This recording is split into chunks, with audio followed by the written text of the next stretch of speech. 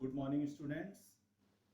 इससे पिछले वीडियो में आप लोग ये अच्छे से पढ़ चुके हैं कि पार्टनरशिप क्या है, उसके कैरेक्टरिस्टिक क्या है, पार्टनरशिप डीड क्या होती है, पार्टनरशिप डीड में किन किन बातों का एक्सप्लेनेशन किया जाता है। ये सारे टॉपिक मैं पिछले वीडियो में क्लियर कर चुका हूं। अगर आप लोगों को ये टॉपिक देखने हैं तो आप लोग मेरे चैनल को सब्सक्राइब कर लीजिए। सब्सक्राइब करने से ये होगा कि आप बैक के भी वीडियोस आराम से देख सकते हैं, क्योंकि ये चीज क्लियर है कि बीच से कोई चीज देखने पर वो समझ में नहीं आती है। तो इसलिए अगर प्रॉपर आपको स्टडी करनी है तो you have to subscribe my channel. Okay, तो अब मैं बिना टाइम वेस्ट किए आगे जो है उसको एक्सप्लेन कर रहा हूं, उसके आगे का टॉपिक। और इस वीडियो का मेरा टॉपिक है accounting rules in the absence of partnership deed.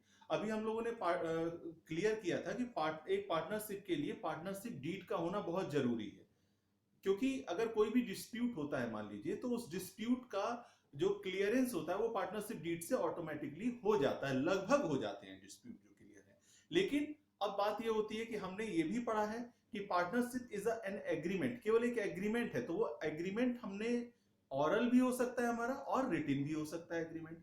ठीक है, रिटिन हुआ तो और उसका रजिस्ट्रेशन हो गया तो वो पार्टनरशिप डीड हो गई। लेकिन अगर ऑरल हमारा एग्रीमेंट हुआ है, तो ऑरल एग्रीमेंट हुआ है तो ये पार्टनरशिप डीड तो बनी नहीं। तो in the absence of partnership deed, अगर पार्टनरशिप डीड नहीं है और फिर कोई डिस्प्यूट होता है, तो उस डिस्प्यूट को कैसे क्लियर किया जाए, तो इसके रिगार्डिंग मैंने 5 रूल्स में इसको एक्सप्लेन करने की कोशिश की है, जो कि न्यूमेरिकल पॉइंट ऑफ व्यू से बहुत ज्यादा इंपॉर्टेंट है। अगर हमें आगे न्यूमेरिकल करने हैं, क्वेश्चन न्यूमेरिकल तो करना ही है, जो कि अकाउंटेंसी पढ़नी है तो न्यूमेरिकल करना है। और मैं पिछले वीडियो में भी एक्सप्लेन कर चुका हूं कि बिना बिना आप थ्योरेटिकल बैकग्राउंड को जाने हुए न्यूमेरिकल में आप सफल नहीं हो सकते, क्योंकि जस्ट रटने से कुछ नहीं होता है। ठीक है, तो बेस समझना जरूरी है और यही बेस है। तो न्यूमेरिकल अगर हमें अच्छे से करना होगा तो हमें इन पॉइंट्स को अच्छे से समझना होगा। अब हम यहां पर जब आप न्यूमेरिकल करेंगे तो न्यूमेरिकल में आपको कैसे पता चलेगा कि ये रूल्स पार्टनरशिप डीड बनी है या नहीं बनी है। तो इसके लिए मैं आप लोगों को एक आसान तरीका बता दूं कि अगर क्वेश्चंस में लिखा हुआ है, किसी भी बारे में लिखा हुआ है, तो इसका मतलब वो पार्टनरशिप डीड है। और अगर क्वेश्चन में लिखा ही नहीं है तो वो पार्टनरशिप, इसका मतलब पार्टनरशिप डीड नहीं बनी है, तभी वो चीजें नहीं लिखी हुई है। अभी मैं इसको एक्सप्लेन कर देता हूं, उसके बाद आप लोगों को बहुत अच्छे से समझ में आ जाएगा। तो यहां हम डिस्कस कर रहे हैं कि in the absence of partnership deed, अगर पार्टनरशिप डीड नहीं है तो क्या रूल्स और रेगुलेशन फॉलो किए जाएंगे इन कंडीशंस में। जो हमारी फर्स्ट कंडीशन है वो है प्रॉफिट शेयरिंग रेशियो। अगर पार्टनरशिप डीड नहीं बनी है, ये क्लियर ही नहीं है कि जो फर्म का जो प्रॉफिट होगा वो प्रॉफिट कैसे डिस्ट्रीब्यूट किया जाएगा, तो ऐसी कंडीशंस में हम उस प्रॉफिट को सभी पार्टनर्स में कैसे डिस्ट्रीब्यूट करेंगे, इक्वल रेशियो में डिस्ट्रीब्यूट कर दिया जाएगा। ओके, सेकंड जो है वो है इंटरेस्ट ऑन कैपिटल। अब पार्टनरशिप डीड बनी नहीं है, ये क्वेश्चन में लिखा ही नहीं है कि जो पार्टनर्स कैपिटल लगा रहा है उस पर इंटरेस्ट देना है या नहीं देना है। तो हम क्या करेंगे ऐसी कंडीशंस में, no interest on capital is to be allowed, कोई भी कैपिटल पर इंटरेस्ट नहीं दिया जाएगा। ओके, थर्ड आता है इंटरेस्ट ऑन ड्रॉइंग।